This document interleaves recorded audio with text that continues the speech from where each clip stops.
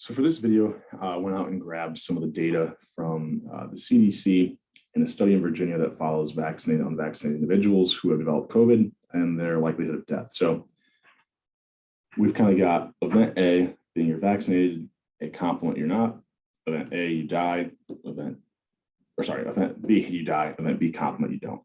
So kind of our general way when we're trying to find conditional probabilities, right?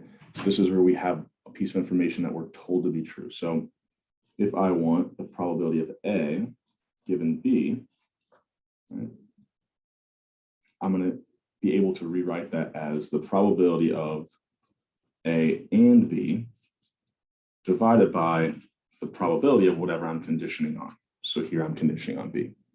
So we could do something with this contingency table like, given that I'm vaccinated, what's the probability I die? And given that I'm unvaccinated, what's the probability that I die? Okay. So if from COVID.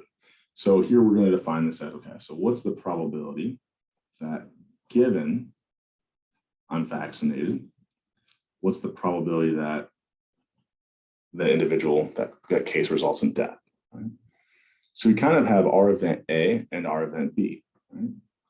So we want the probability that an individual who develops COVID dies and they are vaccinated, divided by what we're conditioning on is that they are vaccinated. So at this point, we can use our contingency table and say, okay, look, I'm given a piece of information. I know that the individual is vaccinated. So I know that the likelihood, right, that I'm seeing this individual is not one, right? It's much, much smaller.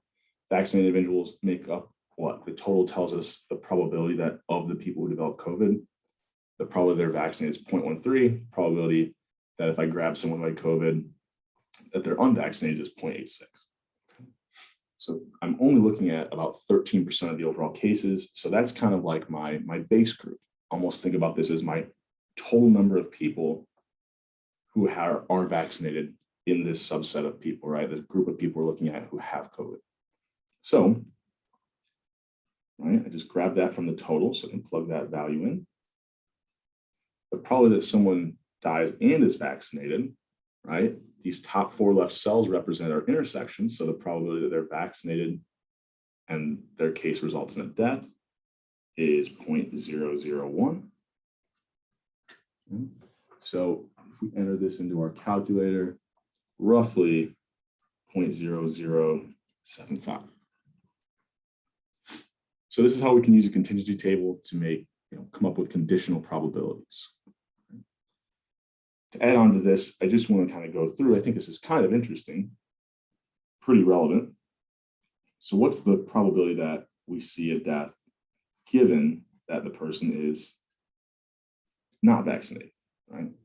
So we're looking at all these COVID cases. What's the probability that given I'm only now looking at people who aren't vaccinated, so there's only about 86% of them, right? So I've only taken this group of individuals who are unvaccinated. Well, I can find this conditional probability in a similar manner, right?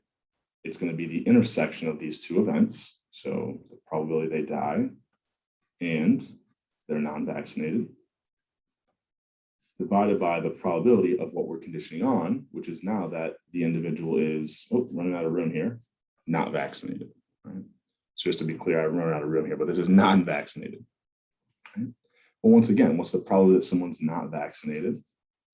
I just go up here. That's from my total column, so 0.866.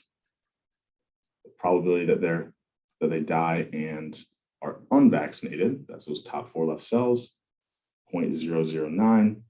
And we get roughly what, 0.0104-ish. So you can see that, given that someone's vaccinated, the probability that they then die is a little bit lower than that. Given that I know someone's unvaccinated, the probability they die is a little bit higher. Okay. Now, not, so we're looking at this, it's about a third of this, right? It's a 33% increase.